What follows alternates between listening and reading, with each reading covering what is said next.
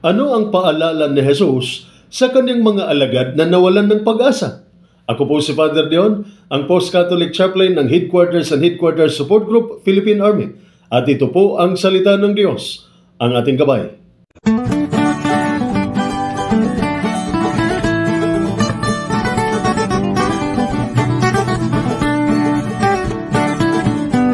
Ngayon po ay Tuesday ng ika-4 na linggo sa karaniwang panahon at ang mabuting balita ng Panginoon ayon kay San Marcos. Papuri sa iyo, Panginoon. Si Jesus ay sumakay sa bangka at bumalik sa kabilang ibayo. Nasa baybay pa lamang siya ng lawa ay dinumog na siya ng napakaraming tao. Dumating ang isang tagapamahala ng sinaguga na ang pangalan ay Jairo. Pagkakita kay Jesus, siya'y lumuhod sa paanan nito at nagmakaawa. Nag-aagaw buhay po ang anak kong dalagita. Para na ninyong awa, sumama kayo sa akin at ipatong ninyo sa kanya ang inyong kamay upang gumaling siya at mabuhay.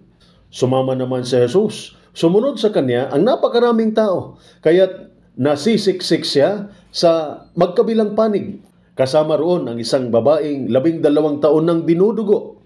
Hirap na siya sa sakit na iyon at marami ng doktor ang tumingin sa kanya. Naubos na ang kanyang ari-arian sa kakapagamot, ngunit hindi pa rin siya gumagaling. Sa halip ay lalo pang lumala ang kanyang karamdaman. Nabalitaan niya ang tungkol kay Jesus, kaya't nakipagsiksikan siya hanggang sa makalapit sa likuran ni Jesus at hinawakan ang damit nito. Sapagkat ganito ang nasa isip niya, mahawakan ko lang ang kanyang damit ay gagaling na ako. Bigla ngang tumigil ang kanyang pagdurugo at naramdaman niyang magaling na siya. Naramdaman naman ni Jesus na may kapangyarihang lumabas sa kanya, kaya't bumaling siya agad sa mga tao at nagtanong, "Sino ang humawak sa aking damit?"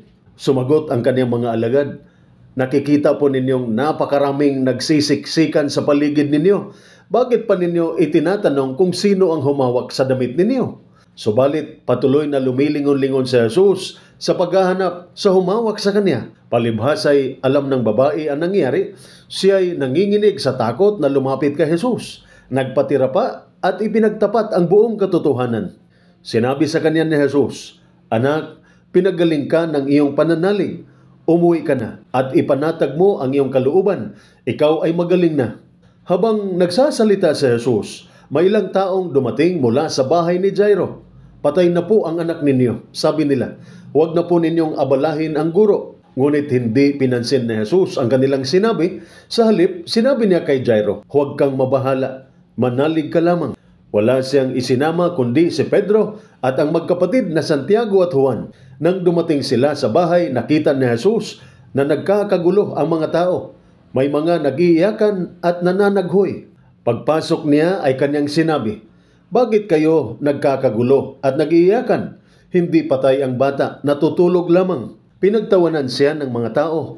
Pinalabas niya ang lahat maliban sa 3 alagad at sa ama at ina ng bata. Pumasok sila sa silid na kinaroroonan ng bata. Hinawakan ni Jesus ang kamay ng bata at sinabi, "Talita kumi," na ang ibig sabihin, "Ining, sinasabi ko sa iyo, bumangon ka." Noon di bumangon ang bata at lumakad. Siya ay 12 taon na at labis na namangha ang lahat. Mahigpit na ipinagbilin ni Jesus na huwag nilang sasabihin kanino man ang nangyari. Pagkatapos, inuutos niyang bigyan ng pagkain ang bata. Ang mabuting balita ng ating Panginoon. Pinupuri ka namin, Panginoong Hesukristo. May 2 kwento ng malaking pananampalataya sa ating ebanghelyo sa araw na ito.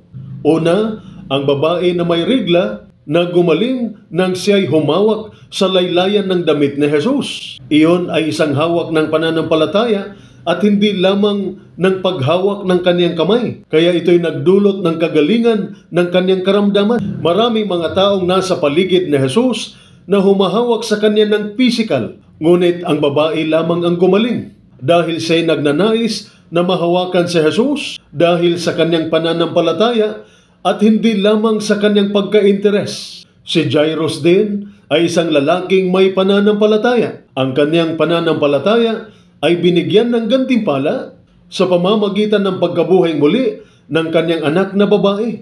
Ang pananampalataya ay hindi lamang nagpapakilos o nagpapagalaw ng isang bundok, kundi pati na rin ang puso ng Diyos. Kapag tila walang pag-asa ang lahat, tandaan ang mga salita ni Jesus sa Ebanghelyo sa araw na ito. Huwag kang matakot, magtiwala ka lamang. Ito po ang salita ng Diyos, ang ating gabay. Manalangin tayo.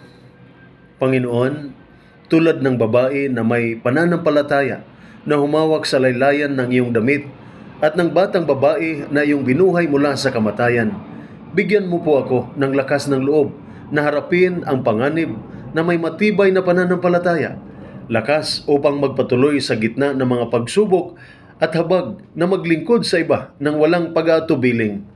Turuan po ninyo ako habang ako'y nasa tungkulin at naway ang iyong mapagkalingang kamay ay sumasa akin at sa aking mga kasamahan habang kami tumutupad ng aming tungkulin sa aming bayan at kapwa Pilipino.